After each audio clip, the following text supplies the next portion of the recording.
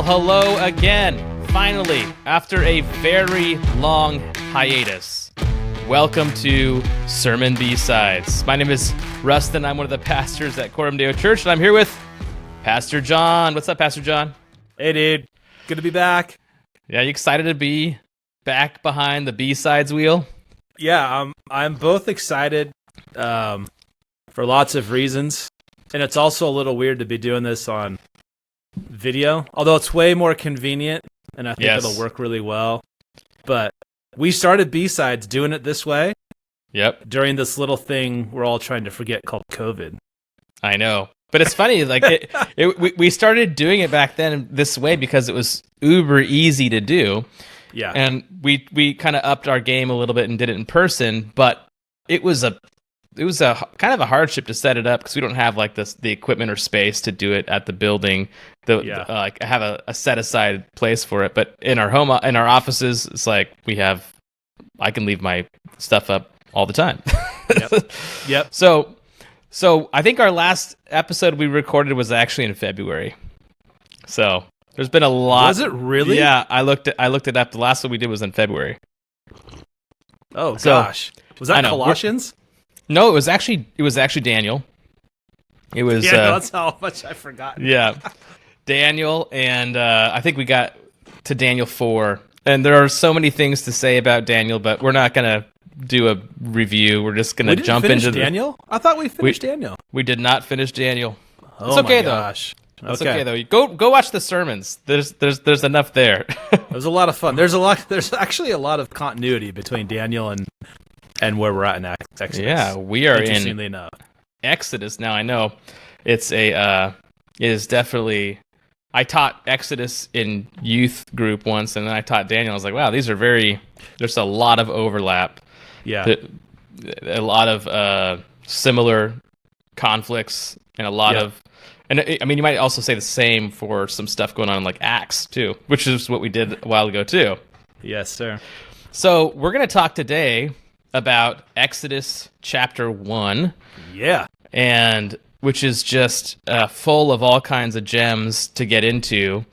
And I think that when you preached on this 2 weeks ago, your kind of 3 points were the power of the Christian family, the importance of strong Christian men, and the tactic of righteous deception. Every single one of your points, there's a little bit of something controversial in it, and not just because of what you're saying, but because of the titles. So I think the first one I'd love to dig into is what's up with talking about the Christian family in Exodus? I mean, Exodus. Are there Christians in Exodus? Yeah. That's a good question. So it's intentional, but it's not like cute. You know what I mean? Like I'm not playing games. There's a reason for it. So the families that are being targeted in Exodus are families and descendants of Abraham. They worship the God of Abraham, Jacob, and Isaac. Yep. Right? And there's a tendency to read the Old Testament and think that those Old Testament saints under the Old Covenant had a different promise that they were believing. Some people go as far as even thinking there was a different way of salvation. And now that we're in the New Covenant and we're New Testament believers, we've got this thing that never existed before called the gospel. But we are believing, worshiping the God of Abraham, Jacob, or Isaac and Jacob. It's not a different God. And not only is it not a different God, but when Paul is writing to the Galatians in chapter 3, he says that the promise that was given to Abraham was Christ. Yep. So Abraham is believing a promise, and that's the same promise that we believe. Now, we're believing it in different points of promise fulfillment. Abraham is believing it in the promise made part of the story, and we're believing it in the promise kept, meaning that was promised to Abraham has actually happened and occurred, and was fulfilled in Christ. But it's not a different promise. The substance of that promise was Christ. In fact, I'll just read it in Galatians 3. where it says, "And the scripture foreseeing that God would justify the Gentiles by faith, preached the gospel beforehand to Abraham, saying, 'In you shall all the nations be blessed.'" Yes, yeah. The gospel. So the nations being blessed was preaching the gospel. And it says, "So then those who are of faith are blessed along with Abraham, the man of faith." Yeah. And also, and then he goes on to basically to say this. Go ahead. I was going to say, didn't Jesus say, Abraham rejoiced to see my day? Yeah. Yeah. So Abraham's hope is in Christ. And Christ is the rock that gave water, right? Yes, 1 Corinthians and the bread 10. that came down. Yeah. So those Old Testament saints are believing the promises of God, and Christ is that promise. So in Corinthians it says all the promises of God are yes in Christ. That's right. It's not inappropriate to think of, or even to refer as those Old Testament saints, to refer to them as Christians. They were Christians. Now, in their period, they wouldn't have called themselves Christians because Christ hadn't come yet. But we are believing the same God, we're believing the same promises, and they were justified the same way that we are by faith in the God who has promised his Son. What's interesting is that they wouldn't, at this point in history, even refer to themselves as Jews. Yeah, that is the term Jews gets applied after the exile, during the time of the exile. That's when people start God's people start referring to themselves and be referred to as Jews. At this point, they're being called Hebrews. Hebrews, yeah. And the sons of Israel. And so what's interesting is that I think Peter Leithart got into this once in, I can't remember one of his books, but basically the idea that you actually see a renaming of God's people happening throughout the Old Testament, and they, they're all just coming to this like focal point of Christ, right? But specifically, like, it's interesting because, the person who might balk at the idea of calling them Christians might also need to balk about calling them Jews because they don't take on that name until later. But I think that's an interesting component there. So and you brought up, to me, the one that always stands out, the text is 1 Corinthians 10, which you brought up, which I think is, to me, it's like one of the most explicit things. It's like, "For they drank from the spiritual rock that followed them, and the rock was Christ." Who drinks from the rock that is Christ? Christians do. Yeah, that's right. Yeah, so that's not, it's not being like sneaky or cute or coy, or it's like, and it's really important to stress the continuity.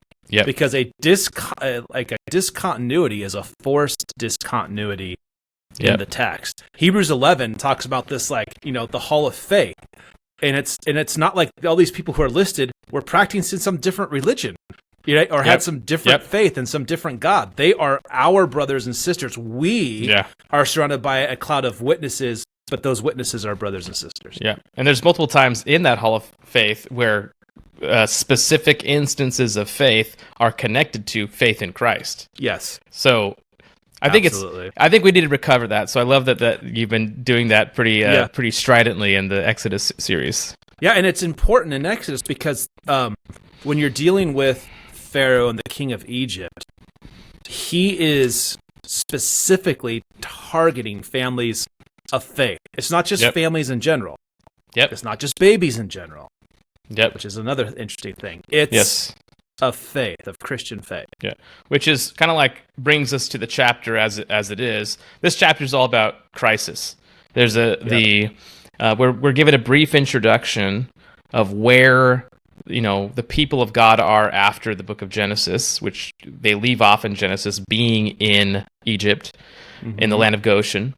And we get a little short history in the very beginning that, they grew and multiplied in Egypt, and then all of a sudden we're introduced to this pivotal change, which is a new king arises in Egypt who did not know Joseph, and then that new king starts causing all kinds of trouble, wanting to he's threatened by the Hebrews, and so he seeks to crush them, and with heavy burdens, enslaving them, and then they keep on multiplying, so he ends up going after their babies, going after their baby boys in particular. Boys, right. And then we have a short little snapshot of how that's resisted by the midwives, and that's that chapter in a nutshell. That's the chapter, but in that chapter, so first thing that I think is interesting to tease out a little bit is the crisis.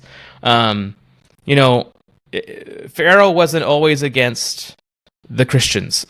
No, he wasn't. In fact, in Genesis, like Pharaoh, the supreme ruler in Egypt, loves Joseph and has given Joseph all of this free reign and authority, and that's how the family ends up there in the first place. Yeah. He's able to use that. But yeah, Joseph, as a worshiper of God, is praised and cherished and respected and loved. Yeah, there's a good hint that perhaps Egypt was a Christian nation at a certain point. And the hint is this. The promise made to Abraham is that, and I mean Christian nation in terms of like the leadership, right? The promise made to Abraham is that he would be the father of many nations. Mm-hmm. And we properly would look at that and say, that means these nations are coming under the covenant of Abraham. Yeah. And there's an interesting point where when Joseph is in Egypt and he finds out his dad's still alive and goes to get him, bring him back, there's a point where Joseph comes to his dad and says, I have become a father to Pharaoh. Yeah. Right? That is covenantal language. Yep. And even though Joseph, I mean, I don't know if I don't think we're told the ages of those two, right? Joseph versus Pharaoh. But that, it might be easy just to think, oh, he's being helpful and an advisor. That's what he means by father. No, if you're reading with your ears open, the book of Genesis, father of a foreign nation is a big deal. That's Abrahamic promise being fulfilled language. Yeah. And so, but think of the son, like Father Abraham had many sons, and you and I, it's like one of them. That's not biological. That's sons of faith. Exactly. Yeah. And so there's a very so that's the state of Egypt while God's people are beginning to flourish, and then pivotal moment, a king comes in who did not know Joseph. Yeah. And I've heard when I did some reading on this, it's not like this guy just didn't ever hear about him. To say he didn't know him is like, I reject Joseph. Yes. And so he wasn't aware of the history of his own country. Exactly. As a king, right? Yeah. No. So that king, that evil, wicked king, he starts to turn on the Christians, and he enslaves them, puts them under heavy burdens. He's basically trying to crush their spirit. That's the whole goal. Yeah, right. For sure. Yep. And so one of the things I find interesting here as a kind of like an application is that this crushing that comes from the Pharaoh is because God is actually blessing Israel. Yeah. He's blessing them. Like, they're being fruitful and multiplying. And the king sees this as a threat and then turns on the attack. Yeah. How would you make account for that, Pastor John? What do you mean? How would I make account for that? Does that remind you of anything? You mean like a country and where maybe Christian moral ethics were the norm and embraced and respected, and maybe an acknowledgement that rights were endowed by a creator. Yeah. And that the government existed to protect those rights given by God. And then for that culture, and especially at an elite leadership level, to turn and now say, no, we see your faith, your worldview, your ethic, your sexual ethic to be a threat to our democracy, something like that. Yeah, something like that. Exactly. Yeah. When I considered that kind of that story, I was like, and and then it reminds me of obviously our current situation. But what is the, why does that happen? That's kind of the mystery in some ways. But why do you think that happens? Well, the ultimate reason it happens is because the serpent is on the move, and the serpent wants to devour the children. So you said earlier, God is blessing his people in Exodus 1. And the evidence of that blessing is the multiplication, right? The children, the offspring, that is God keeping his promise. If I can say without being too crass, that doesn't happen also without obedience to be fruitful. Yep. So you've got Christian families that there's a blessing there. And so they're multiplying, and then God blessing that then becomes the threat. And it's only a threat if you're aligned with the serpent. Yeah, exactly. Yeah. To me, so one of the things we see in Daniel and also in Revelation is that you do have authorities, right? And governments and powers, but there are also dark spiritual realities behind those authorities, those governments. And so I think that's what's happening. Yeah, that's interestingly fits the pattern we see here too, which is, Pharaoh goes after the seed of the woman, which is exactly what God promised that would be that the serpent would go after. Yeah. And there's a whole bunch of interesting things there too. Like when I was teaching this in youth group, I discovered like a couple of commentators noted that the symbol that Pharaoh took upon himself is the serpent. I'm like, oh, that's not a coincidence. He takes upon himself the symbol of the serpent, and he's killing the seed of the woman. And the seed of the woman happens to be the line of the Christians from the point of Genesis 3 on. Like, that's what's going on here. This is cosmic warfare. And I don't think I explicitly stated this in the sermon, but that whole idea of the line, right? Yeah. There is a family line that God has promised through which this son, the seed of Eve, is going to come and crush the head of Satan. Right? Yep. That's the story. So if you can stop the line, you stop the one who's going to come and crush the head of the serpent. Yeah. Right? And that's what's happening in Exodus 2 is he's trying to stop the line. And it's very interesting how, like, one of the things I've said and will probably continue to say is, like, Exodus is not just about what happened, it's about what happens. Because there's so many typological, Christological, thematic patterns that repeat themselves in the birth of Christ and the tyrant ordering that all the Jewish males be killed, and then you get into Revelation and you've got I think it's the dragon that's trying to devour the child of the mother. Exactly. That's what this is. Yeah. This is what it is. Yeah. This is always what it is. Yeah. So what's interesting about that, when I think about it, is like sometimes we think typology means, everything about this is just pointing to Christ. Thus, we can't think about it in terms of what it means for us, right? But why would we think that way? Like, there's in a sense a typology on one side of the actual events. Like what you have here is Satan going after the seed of the woman that is being reflected in the sons of these Hebrew Christians, right?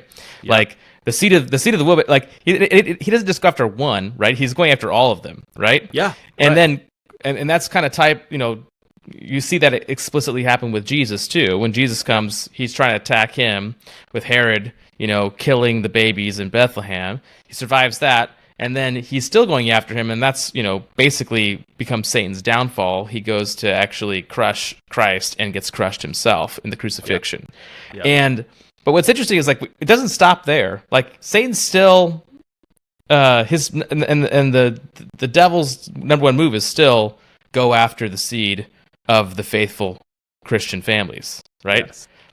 And I think that's something you hit on with this, the power of the Christian family and the importance of strong Christian men is that it's still, like, because of how God has set things up, where we are participating in his mission, even though he's the one driving it, we're still the targets, right? Yes. And you see that happening with regimes going after families.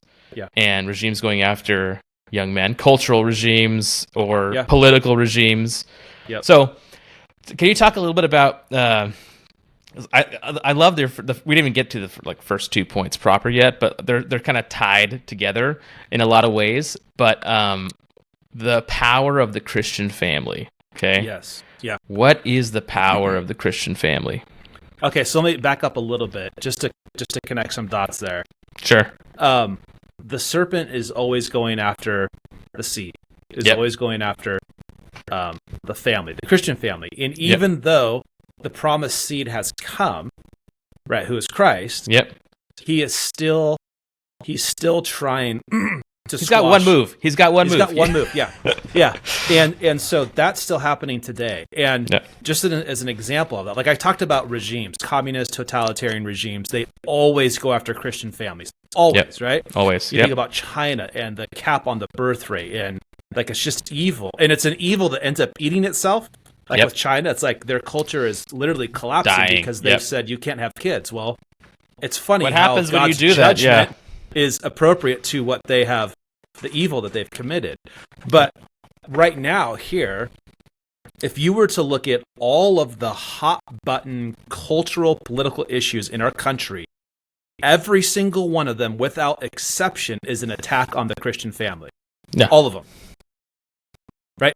Whose worldview, whose sense of morality and ethics is being threatened and called bigoted right now? And it's the Christian family. So you first have to see that the play, right? Exodus is about what happened, and it's about what happens. And the enemy right now is going after these very issues, all of them. It's the right of the family, authority of parents, gender, the binary, the unborn, all of that. It's all the same thing. Yeah, it's all the same thing. So first of all, you got to have that. Now, you said that why are Christian families? Why do they have power? Yeah, what's the power? What's the power they have? Yeah. Well, first, so when God gives Moses the law, which we're going to get to in, I think March is when we land there. Is it March? Yeah, I think it's March of next year. Spring right into the law. But when you have the law, God establishes rule through the family. Yep. You don't have anything about the state in the Ten Commandments per se. You have God as ruler and then honoring moms and dads. And why that is because whatever moms and dads fail to do can't be made up for by a state, by a government. Yep. The family is the most fundamental building block of any culture.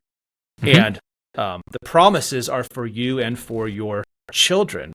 So this faith is, as much as we talk about evangelism, and that is important, faith is really passed on through generations and mom and dad. So when somebody does come to faith in Christ, generations down the line are affected by that conversion. So the reason that a Christian family poses such a threat to an evil regime is because a Christian family is built upon the truth that the state hates, and that is that the state is not ultimate. We have a higher allegiance than to our state and to our governor. That doesn't mean that we don't own governing authorities' respect. We absolutely do. But there is a authority that all other authorities will bow their knees to and will confess is Lord, and that is Christ. Yep. And so whatever authority that the family can acknowledge in the state, it will always acknowledge and confess. So the Christian family will always acknowledge and confess a greater and higher authority. And when the serpent and the state, when they're married, right, they want to be the authority. Exclusive Lord. They want to be exclusive Lord. And so some of the things, I mentioned this a couple weeks ago, like how do you know when the state is becoming serpent-like? Well, it's when they start to act like God. One of the things that God does is he creates and he names. And so when the state tries to rename, right, the state is assuming the role of God. And so right now you have the renaming in terms of gender. Like what is a male? What is a female? Well, God said that. Well, this is what we say. So the threat of the family is because a Christian family knows that there is a higher law, there is a higher authority. The state is not supreme; Christ is supreme as Lord. And what's interesting is that there's a kind of interplay between, so just we think about Christian families as threat, right? Because I don't think a lot of people think of them as threat so much as victim, right? Yeah. And I think that we got to recover the, like, I think you mentioned a couple times joyful confidence that Christians have in the face of this like craziness. Yeah. But the threat is the reason why they go after the Christian families is because they are a threat to their pagan lordship, right? Yeah. Right. And you had this great line where you quoted Jordan Peterson in your sermon, talking about the like tyrants we get a bad understanding of tyrants when we just look at their weapons or their strength or whatever, right? Because they're actually weak. They start doing stuff, and it's their tell that they're actually like falling apart, right? Like why would a king start to go and kill babies? Oh, because he is afraid he's afraid of babies. Yeah. Like he's afraid of this thing. He's driven by fear of man.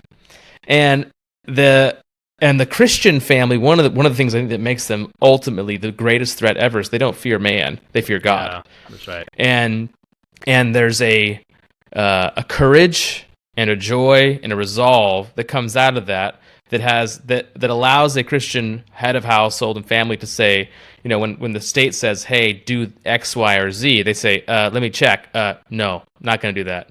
Right. And they can't tolerate that, because it's a check on their power. That's right. And tyrants don't like checks on their power. So that's when they start doing stupid stuff like killing babies, and which is really just ends up being heaping judgment upon themselves, because what is it that God tells Abraham he will do to their enemies?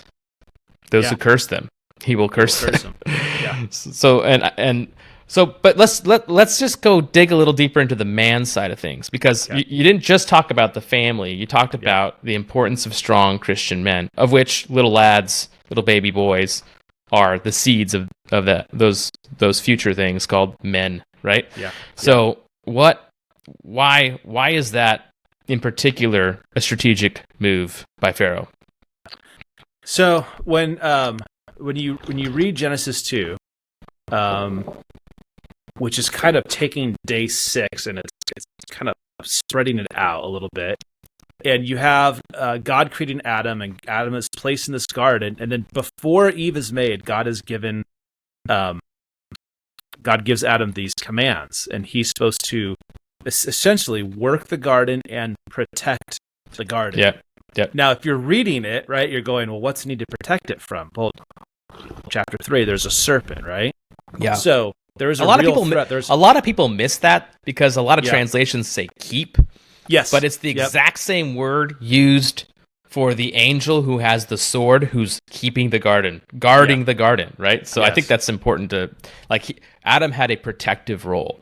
He had a hoe in one hand and a sword in the other, right? Exactly, yes. It's like the trowel and sword. Exactly. He's the original trowel and sword, yes. There you go, yeah. Yeah, so his job is a unique job of defending, and you can look at the way like a man's body is built versus a woman's body, and it becomes clear that there is a strength that men have in terms of muscle, in terms of bone structure, in terms of lung capacity and heart, all of that. It's clear that men were made for some sort of activity that women were not made for. And the opposite is true for women. Like, a woman's body is made in a different way, and it's conformed to the calling of a woman to give birth and to be a nurturing to be a nurturing mother. Even in terms of like biology, a woman is made to give not just life, but then to nurse that life. So men are uniquely made by God and called by God to be protectors of women and children and gardens from the serpent, right? That's God's call. So if the serpent is going to go after the family, it's going to have to take out the defenders of the family. Yep. And so I think I made a comment like Pharaoh's playing the long game here. Yep. If he can just crush the spirits of everybody all these Christian families, and then if he can kill the young boys, in 10 to 15 years, there will be no more young men to protect the families and the women and the children. There won't be any young men to produce offspring, and then it will leave these women and children utterly defenseless to Pharaoh. So there is a unique call upon men to be like warrior defenders, and that's of truth, and that's also of physical safety. It's across the board. And yet there's a long game being played on boys today too. Yeah. And so what would you say that, like, what are ways we see that attack on men, boys, looks like today? So one of the things, it looks like by either squashing or perverting masculinity. Yep. So one of the ways it's squashed is through public education. So boys will learn differently than girls. And if you don't acknowledge that and honor that in education, you'll end up making the boys act like girls. Because if the goal is for everyone to be nice and respectful and quiet in a classroom, the girls are way better than that, way better at that than the boys are. Yeah. And so boys get medicated, boys get called, they can't pay attention, they can't do, well, it's because they're wired differently to learn differently. Yeah. And you also have the vast majority of educators are women. And so these boys don't have masculine men in the classrooms, right, to model masculinity. So you also have the attack on fatherhood, which young boys need. Like you have, sure. I think Thomas Sowell talks a lot about how, in inner cities, the way that welfare is incentivizing women to not marry their partners who they had made a child with results in childless or fatherless homes. Yeah. And I don't know that that's the intention, but it sure seems like they're not changing it. So it's been documented that that's what's going on there. So it's almost like the play. It's like the same play, but it's like if there's not a Nile nearby, we'll go ahead and just turn them into girls. Yeah, and now, and there's also this sounds weird, but go look at a public playground, and if you compare it to playgrounds of 15 or 20 years ago, they look completely different.